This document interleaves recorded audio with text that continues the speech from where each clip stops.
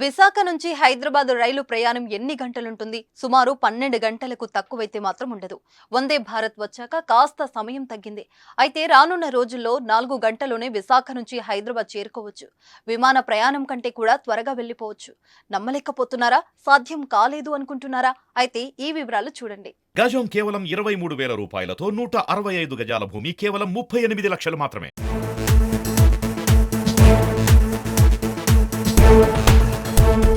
ప్రస్తుతం దేశవ్యాప్తంగా వేల కొద్ది రైలు పరుగులు తీస్తున్నాయి. ప్రయాణికులను తమ గమ్యానికి చేర్చుతున్నాయి. వాటిలో కొన్ని ఎక్స్ప్రెస్లు, సూపర్ ఫాస్ట్ లాంటి రైలు ఉంటే మరికొన్ని వందే భారత్ స్పీడ్ రైళ్లు ఉన్నాయి. ఇప్పుడు వీటికి తలదండే లాంటి రైళ్లు రాబోతున్నాయి. కళ్ళు మూసి తెరిచిలోపు కిలోమీటర్ల మేర దూసుకుపోయే హై స్పీడ్ రైళ్లను దేశంలో ప్రవేశపెట్టేందుకు కసరత్తులు జరుగుతున్నాయి. గంటకు 220 కిలోమీటర్ల వేగంతో ప్రయాణించే రైళ్లను నడిపేందుకు కేంద్ర ప్రభుత్వం చర్యలు చేపట్టింది.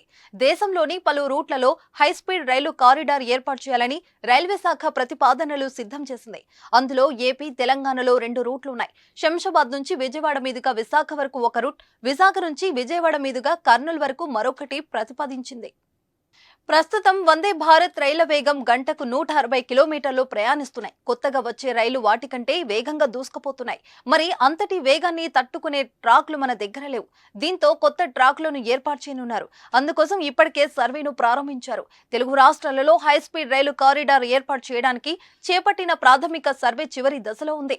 ఎక్కడెక్కడ బ్రిడ్జిలు నిర్మించాలి, ఎక్కడెక్కడ ఇతర నిర్మాణాలు చేపట్టాలనేది పరిశీలించారు. ప్రాథమిక ఇంజనీరింగ్, ట్రాఫిక్ సర్వే రిపోర్ట్ కూడా వస్తే ఆ తర్వాత డిపిఆర్ ప్రక్రియ చేపట్టనున్నారు. ఈ హై స్పీడ్ రైలు అందుబాటులోకి వస్తే శంషాబాద్ నుంచి విశాఖకు 4.5 గంటలోనే చేరుకోవచ్చు. ప్రయాణికులకు సగానికి పైగా టైం ఆదా అవుతుంది. అప్పుడు విమాన ప్రయాణం కంటే ఈ హై స్పీడ్ రైళ్లలోనే తొందరగా చేరుకోవచ్చు.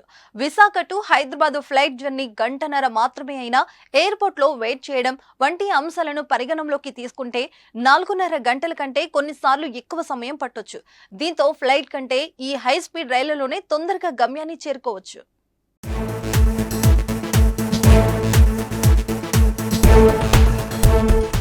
ఈ హై స్పీడ్ ట్రైన్ అందుబాటులోకి వస్తే లక్షలాది మంది ప్రయాణికులకు లాభం చేకూరనుంది. ఉత్తరాంధ్ర నుంచి అధిక సంఖ్యలో ప్రజలు హైదరాబాద్ లో నివాసం ఉంటున్నారు. వారు రాకపోకలు సాగించాలంటే పెద్ద యుద్ధమే చేయాల్సి వస్తుంది. ఒక రోజంతా జర్నీకే సరిపోతుంది. దీంతో హై స్పీడ్ ట్రైన్ అందుబాటులోకి వస్తే వారి కష్టాలు తొలగే అవకాశం ఉంది. ఈ ప్రాజెక్టు వ్యయం 25,000 కోట్లు కాగా హై స్పీడ్ రైలు ప్రయాణించేందుకు ఎలివేటెడ్ కారిడార్ ట్రాకులు ఏర్పాటు చేస్తే ఆ బడ్జెట్ ఇంకా పెరగనుంది. మరో 5-6 సంవత్సరాలలో ఈ హై స్పీడ్ రైలు పట్టాలెక్కనుంది దని భావిస్తున్నారు. మరి చూడాలి, గంటకు 220 కిలోమీటర్లు వేగంతో ప్రయాణించే రైళ్లు ఎప్పుడు వస్తాయో మరి.